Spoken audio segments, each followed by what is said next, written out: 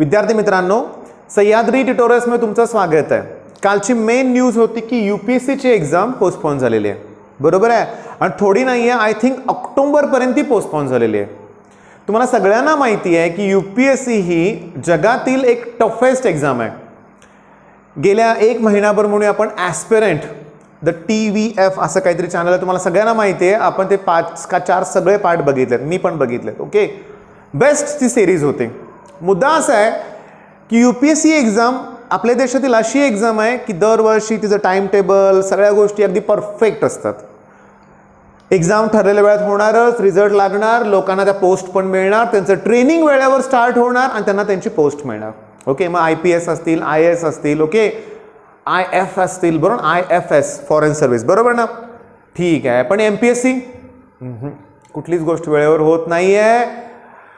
माझ्या काळात काही मित्र असे आहेत किंवा काही माझ्या ओळखीचे लोक अशी आहेत की 3-4 वर्षापूर्वी त्यांना पोस्ट मिळाली होती, त्यांनी एक्झाम क्रॅक केली होती, अजून ट्रेनिंग नाही आहे, कशाचाच पत्ता नाही आहे। ओके, माझी रिक्वेस्ट आहे, MPSC जाऊ दे रे, ठीक आहे, तो विचार बाजूला ठेवूया, आमच्या CETचं काय? ओके, जर UPSC सारखी एक्झाम त्यांना कळालंय की पॉसिबल नाही आहे देशात घेणं एक्झाम, मग अशा वेळेस CET तुम्ही कशी घेणार आहे? CET जर पॉसिबल होणार नसेल तर बोर्डची एक्झाम कशी काय? आता आय थिंक कुलकर्णी नावाचे कोण व्यक्ती आहेत की 10वीची एक्झाम कॅन्सल का करताय असं काहीतरी असतं ना, PIL पेटिशन काहीतरी असते न्यायालयात, ते असे काहीतरी हे करतात ना, तसं त्यांनी केस दाखल केले की तुम्ही 10वीची एक्झाम का कॅन्सल केली। बरं, त्यात त्यांनी एक मत स्पष्टपणे मांडलंय की 10वीची एक्झाम तुम्ही कॅन्सल केली, मग 12वीची का करत नाहीयेत? मुद्दा तुमच्या लक्षात आला का? की गव्हर्नमेंटचं म्हणणं काय आहे की 10वीची एक्झाम तुम्ही कॅन्सल करताय, मग 12वीची का नाही करत? मग मंडळाचा पुढचा प्रश्न काय आहे की कॅन्सल केली एक्झाम तर मग पुढचे ॲडमिशन्स कसे घ्यायचे प्रश्न आहे ना। आता 10वीचाच मोठा इश्यू होतोय, CET घ्यायची का असा प्रश्न चाललाय त्यांचा परत। ओके, बरं, हे मुद्दे बाजूला ठेवूया, आपला महत्त्वाचा मुद्दा आहे, मग आपण काय करायचं? आपण CETवर फोकस ठेवायचा। CETवर 12thच्या मुलांनी CETवर फोकस ठेवा। बोर्डची एक्झाम जर डिक्लेअर झाली तर बघू, नाहीतर CETवर फोकस ठेवा। मग करायची कशी तयारी? आता इथं मी तुम्हाला महत्त्वाची 2 मिनिटं तुमची घेणार आहे। ओके, जे बेस्ट आहे त्याची माहिती तुमच्यापर्यंत द्यायचीच आहे मला, मी दिले नेहमी तुमच्यापर्यंत। तसंच माझे एक फेवरेट शिक्षक आहेत, ओके, 1-1.5 वर्षापासून मी त्यांचं चॅनल बघत होतो सुरुवातीपासून, म्हणजे जेव्हा मी YouTube चॅनल सुरू केलं, मग कसा कंटेंट दिला पाहिजे, मग काही चॅनल्स मी फॉलो करत होतो, त्यातलं बेस्ट चॅनल होतं RG लेक्चरर्स। ओके, समजून घ्या, RG हा जो फुल फॉर्म आहे ते सरच तुम्हाला एक्सप्लेन करतील। जेव्हा सरांचे 10,000 सबस्क्रायबर झाले होते, त्यांनी एक व्हिडिओ तयार केला होता, त्याची लिंक मी देतोय, त्यात सरांनी स्वतःबद्दल माहिती दिलेली आहे, तो बघाच तुम्ही। म्हणजे राहुल सर बरं का, म्हणजे RG म्हणजे राहुल गांधी नाही बरं का, लक्षात घ्या, सरांनी ते मेन्शन केलंय व्हिडिओमध्ये, त्या राहुल जेवानी सर आहेत ते, राहुल जेवानी। ओके, हे स्पेलिंग माझ्याकडून एखादं चुकलं असं समजून घ्या। मेन पॉइंट काय की राहुल सर आहेत ना, अतिशय एक स्पिरिच्युअल पर्सन आहेत, हंबल, एकदम शांत, एकदम व्यवस्थित आहेत। मी त्यांच्याशी कधीही बोललेलो नाहीये, पण मी त्यांच्याबद्दल का सांगतोय आता, कारण मी कालच बरं का नून अकॅडमीची एक ऍड बघितली। तुमचा आता तुम्ही एज्युकेशनल कुठलाही व्हिडिओ बघितला तर नून अकॅडमीची ऍड मोस्टली येतेच, बरोबर आहे। वेगवेगळे शिक्षक त्यांच्या प्लॅटफॉर्मवरती आहेत। जसं अनअकॅडमीनं सुरुवातीला सगळं फ्री दिलं होतं, जसं जिओनं सुरुवातीला सगळं फ्री दिलं होतं, बरोबर आहे, नंतर चार्जेस लावले, बरोबर आहे। अनअकॅडमीचे प्लसचे सबस्क्रिप्शन खूप महाग आहेत बरं का, सुरुवातीला त्यांनी फ्रीच दिलं होतं। तसं नून अकॅडमी पण आता सुरुवातीला फ्री लेक्चर आहेत, मी म्हणतो घ्या ना फायदा करून। तसं जिओ सुरुवातीला फ्री होतं, वर्षभर वापरलंच ना आपण, एन्जॉय केलंच। सध्या काय नून अकॅडमीवरती सरांनी एक कोर्स लॉन्च केलाय, माझी इच्छा आहे तुम्ही त्यात भाग घ्याच। हे ॲप डाउनलोड करा, जमलं तर मी त्याची पण लिंक डिस्क्रिप्शनमध्ये देतोय। सर आहेत, फिजिक्स परफेक्ट घेणार आहेत, आणि तुम्ही जेव्हा सरांचा तो व्हिडिओ मी बघाल ना, तुमच्या लक्षात येईल की सर तुम्हाला तुमच्यातलेच वाटतील। ओके, म्हणजे स्टुडंट्सशी मिक्स होऊन ते शिकवतात, लक्षात घ्या, अगदी फ्रेंडली, आणि फिजिक्स तुमचं एकदम सोपं करून ठेवतील ते, तुम्हाला त्याची भीती वाटणारच नाही फिजिक्सची, लक्षात घ्या। त्यामुळे मी तुम्हाला रिक्वेस्ट करतोय की तुम्ही हे ॲप डाउनलोड करा, त्याच्यावर सरांचे लेक्चर्स तुम्ही बिंदास फॉलो करा, रिझल्ट मिळणार आहे चांगला, फिजिक्सची भीती पण दूर होईल, वेळ द्या तेवढा। ओके, बरं, आता CETची प्रिपरेशन करायची, मग आज काय करायचं आहे मी तुम्हाला सांगतो। आज डेरिव्हेटिव्ह स्टार्ट करा, जसं माझं क्रॅश कोर्सचं शेड्यूल आहे ना, तसं तुम्हाला पण मी शेड्यूल देतोय। यश आहे, कार्तिक आहे, ओके, प्रथमेश आहे. बऱ्याच वेळा प्रथमेशचं नाव सांगायचं राहून जातं माझ्याकडून बरं का, कारण हे स्ट्रॅटेजीचा व्हिडिओ रात्री अगदी पहाटे कधी कधी करतो ना. पण प्रथमेशचे पण लिंक मी देतो डिस्क्रिप्शनमध्ये तुम्हाला. ओके, त्याच्यावर पण टेस्ट असतात त्यांच्या प्लॅटफॉर्मवरती, तुम्ही टेस्ट द्या डेरिव्हेटिव्ह. मग आम्ही काय तुम्हाला प्रोव्हाइड करणार आहे की जगदाळे सर आहेत, त्यांनी शॉर्ट ट्रिक्स दिलेत यूट्यूबवरती. सह्याद्री मॅथमॅटिक प्लस त्या चॅनलच्या लिंक मी तुम्हाला प्रोव्हाइड करतोय. प्लस मी देखील माझ्या चॅनलवर पण डेरिव्हेटिव्हच्या बऱ्याचशा गोष्टी क्लिअर केल्या होत्या, त्याच्या पण व्हिडिओच्या लिंक आम्ही तुम्हाला प्रोव्हाइड करतोय. ओके, आता मेन पॉईंट काय की डेरिव्हेटिव्ह काय इश्यू होतोय, डेरिव्हेटिव्हमध्ये थोडंसं डेरिव्हेटिव्ह इंटिग्रेशन कॅल्क्युलस का अवघड जात आहे, या दोन गोष्टी आता मी तुमच्यावर डिस्कस करतो. आता डेरिव्हेटिव्ह हा जो टॉपिक आहे, ओके, बोर्डसाठी प्रिपरेशन करताना पूर्ण टेक्स्टबुक तुम्ही सॉल्व्ह करता, सॉल्व प्रॉब्लेम करता, थेरम करता, एक्सरसाइज सगळे सॉल्व्ह करता, बरोबर आहे. मिसलेनियस ते पण सॉल्व्ह करतो आपण, ठीक आहे. पुस्तकात काय एमसीक्यू असतील ते पण सगळं सॉल्व्ह करतो आणि बोर्डला आपल्याला पैकीच्या पैकी मार्क मिळतात. मग सीईटीत तसं होत नाहीये, सीईटीत कमी मार्क मिळतात. रिझन काय याचं? पहिली महत्त्वाची गोष्ट म्हणजे की बोर्डचा आणि सीईटी मधला मेन फरक आहे की टाइम मॅनेजमेंट. सीईटी एक प्रकारची स्पीड टेस्ट आहे, हे लक्षात घ्या.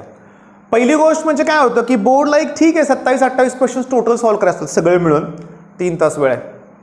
सीईटीत 50 क्वेश्चन सॉल्व्ह करायचे 1.5 तास वेळ आहे. क्वेश्चन डबल, ठीक आहे, क्वेश्चन डबल आणि टाइम हाफ झाला, ही पहिली गोष्ट.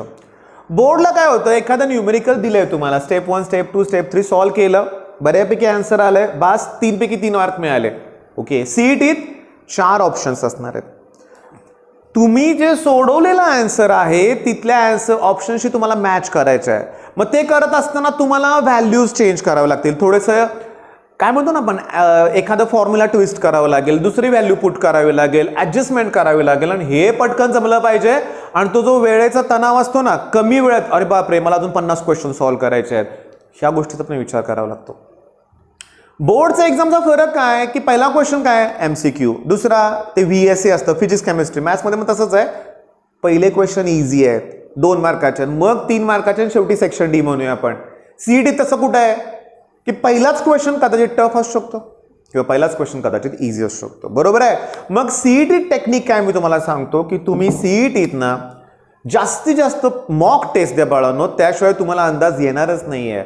सीईटीची एकच स्ट्रॅटेजी आहे, मला 50 क्वेश्चन सॉल्व्ह करायचे 1.5 तासात. मी तुम्हाला शिकवतोय काय ते बघा की मला 1 to 50 क्वेश्चन सॉल्व्ह करायचे आहेत.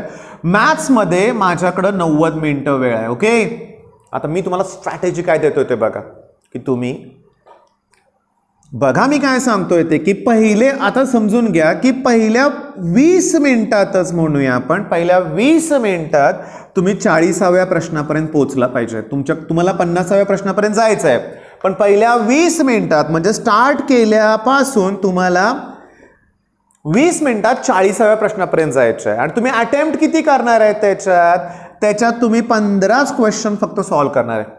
बघा मी काय सांगतोय, तुम्ही बघितले 40 क्वेश्चन्स, सॉल्व्ह केले 15, अरे अजून 25 उरलेच सॉल्व्ह करायचे. मग हे काय सांगतोय मी तुम्हाला, पण हे जे 15 क्वेश्चन्स तुम्ही सॉल्व्ह केले ना, हे असे असणार आहेत की विदिन मिनिट तुम्हाला त्याचा आन्सर मिळणार आहे, असे ते क्वेश्चन आहेत. डेरिव्हेटिव्हमध्ये करा ना, जगदाळे सरांचे आम्ही तुम्हाला डिस्क्रिप्शनमध्ये लिंक दिलेत ना, ते फॉलो करा ना, शॉर्टकट्स आहेत त्याच्यात, इझी क्वेश्चन्स येतात, मग ते तुम्ही पटकन सॉल्व्ह केले पाहिजेत. ओके, तुमचा फक्त 20 मिनिटं वेळ गेलाय, तुम्ही 40व्या प्रश्नापर्यंत पोहोचलाय. पुढच्या 10 मिनिटात ना 50व्या प्रश्नापर्यंत पोहोचा, म्हणजे अर्धा तास म्हणजे 30 मिनिटात तुम्ही 50 क्वेश्चन्स ओव्हरलुक केलेत. जेव्हा तुम्ही 40 पैकी 15 सोडवताय, 25 स्किप केलेत ना, त्यातले बरेचसे क्वेश्चन्स तुम्हाला येत असणार आहेत, पण तुम्ही त्याला काय केलंय, स्किप. कशासाठी? टाइम कन्झ्युमिंग होते, ते कमी वेळात सॉल्व्ह करणं पॉसिबल नव्हतं म्हणून स्किप केले. पुन्हा सोडवणार ना तुम्ही. आता जेव्हा 60 मिनिटं तुमच्याकडे शिल्लक आहे, तुम्ही परत क्वेश्चन नंबर 1 वर येणार आहे. ओके, आणि 1 to 50 मध्ये ह्याच्यातले 4-5 प्रश्न तुम्हाला सुटलेत, म्हणजे तुम्हाला 20च प्रश्न सॉल्व्ह झालेत. पहिल्या अर्ध्या तासात 20 प्रश्न सॉल्व्ह झालेत, 30 प्रश्न उरलेत अजून, पण तणाव नाहीये आता. का? क्वेश्चन सगळे बघितलेत, आपल्याला माहिती आहेत कुठले क्वेश्चन्स पटपट होणार आहेत. मग उरलेल्या 30 पैकी ना, मग पुढच्या अर्ध्या तासात म्हणजे पुढच्या 30 मिनिटात काय स्ट्रॅटेजी असणार आहे, 30 क्वेश्चन्स उरलेत ना, त्यातले 20 तरी सॉल्व्ह होतील, की जे लेंदी होते 15 तरी सॉल्व्ह होतील. ओके, पण अजून 30 मिनिटं शिल्लक असणार आहेत आणि तुमच्याकडे खूपच कमी क्वेश्चन्स उरलेले असणार आहेत. असं नाही केलं तर काय होणार की पहिलाच क्वेश्चन घेतोय, सॉल्व्ह करतोय 2-3 मिनिटं, दुसरा तिसरा चौथा ओळीनं काय होतं माहिती का, लक्षात घ्या, कुठं वेळ गेला कळत नाही. कधी कधी एका प्रश्नाला 5-5 मिनिटं सुद्धा जातात आपली, आणि मग टेन्शन येतं, तणाव येतो. एक तर सीडला कसं असतं माहिती आहे का, फिजिक्स केमिस्ट्री नंतर तुम्ही मॅथ्सवर येत आहे, मग फिजिक्स केमिस्ट्रीचा अवघड पेपर गेलेला असतो, जातो अवघड, त्याचा तणाव घेऊन तुम्ही मॅथ्समध्ये येत आहे, मॅथ्समध्ये परत असं होतं, मग रिझल्टवर इफेक्ट होतोय. त्यामुळं एक शब्द मी लिहितोय इथं, स्किप. तुम्ही स्किप करायला शिका. मग याच्यासाठी ना मॉक टेस्ट देतोय ना आम्ही तुम्हाला, यश आहे, कार्तिक आहे, प्रथमेश आहे, या सगळ्यांच्या मॉक टेस्ट फॉलो करा. ओके, आम्ही सध्या ना, मी सुद्धा क्रॅश कोर्समध्ये जास्त वेळ देतोय मुलांना इनिशियली.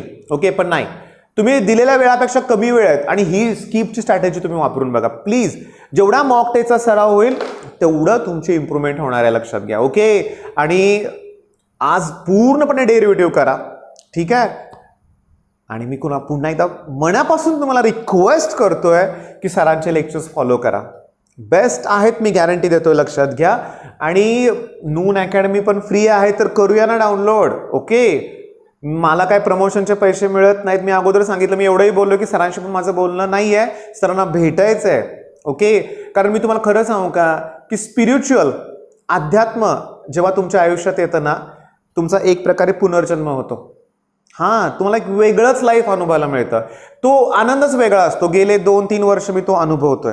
हां, मुलांच्यावर मी रागवतो, चिडतो, पण ते एक नाटकच असतं, लक्षात घ्या. मुलांना पण ते कळालंय. गेल्या 1-1.5 वर्षात मी कुणाला मारलं सुद्धा नाहीये.